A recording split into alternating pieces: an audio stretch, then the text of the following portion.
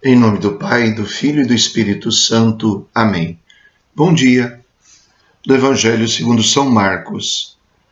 Naquele tempo, quando Jesus saiu a caminhar, veio alguém correndo, ajoelhou-se diante dele e perguntou: Bom mestre, que devo fazer para ganhar a vida eterna? Jesus disse: Por que me chamas de bom? Só Deus é bom, e mais ninguém. Tu conheces os mandamentos: não matarás, não cometerás adultério, não roubarás, não levantarás falso testemunho, não prejudicarás ninguém, honra teu pai e tua mãe. Ele respondeu: Mestre, tudo isso tenho observado desde a minha juventude. Jesus olhou para ele com amor e disse: Só uma coisa te falta. Vai, vende tudo o que tens e dá aos pobres, e terás um tesouro no céu. Depois vem e segue-me. Mas quando ele ouviu isso, ficou abatido e foi embora cheio de tristeza, porque era muito rico. Jesus então olhou ao redor e disse aos discípulos: Como é difícil para os ricos entrar no reino de Deus.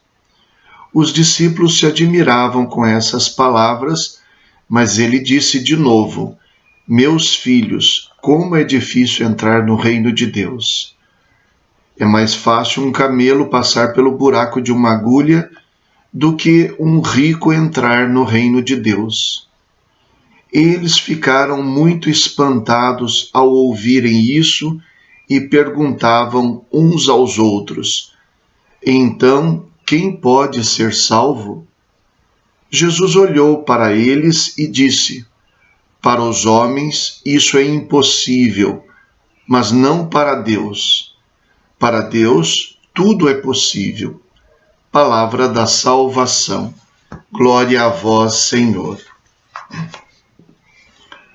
O primeiro destaque para esta palavra, que conta o encontro de Jesus com este homem que correu ao seu encontro, se ajoelhou aos seus pés e perguntou sobre o que era necessário para entrar na vida eterna, é o fato de que este homem se dirija a Jesus com esse termo, bom mestre.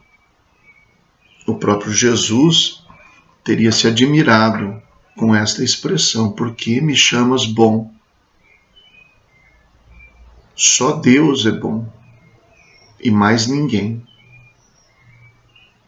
Então essa expressão bom mestre brota do interior de uma pessoa que tem uma sede muito grande de encontrar o reino dos céus e que reconhece em Jesus a própria expressão da divindade. Jesus está pondo em evidência uma coisa que não é um engano. Só Deus é bom. Por que me chamas de bom? Será que você entende que eu falo como Deus? E então Jesus se põe a responder, indicando os mandamentos. Os mandamentos também estão em função da bondade de Deus.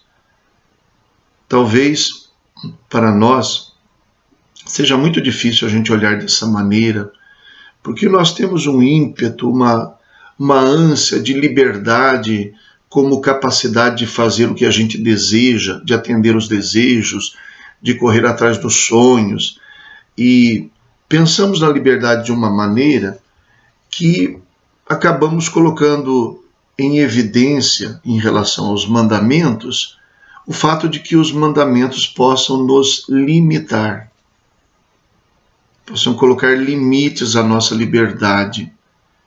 E nesse sentido, nós olhamos para os mandamentos como uma certa prisão, como uma certa obrigação, e não como uma libertação, não como uma expressão da liberdade, não como um sinal de uma vida sábia e bem conduzida. no mundo bíblico a mentalidade era diferente desta mentalidade nossa, pós-moderna. Então, Jesus, ao falar dos mandamentos, ele continua falando sobre a bondade de Deus. Porque lá no Antigo Testamento, quando Moisés trouxe os mandamentos ao povo, foi dito que outras nações diriam que outro povo tem um Deus que lhe queira tão bem que lhe dê mandamentos tão sábios como estes que hoje coloco diante de vocês. Então, os mandamentos são expressão da sabedoria e da bondade de Deus. Por isso Jesus responde nesta linha que os mandamentos são meios para conduzir a vida eterna, pelo menos em resposta ao que diz o jovem. Mas o jovem expressa um desejo profundo de realizar alguma coisa a mais.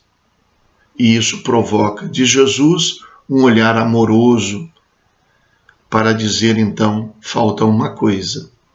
Para quem tem um desejo mais profundo, alguma coisa falta. E neste sentido, Jesus fala de uma libertação total.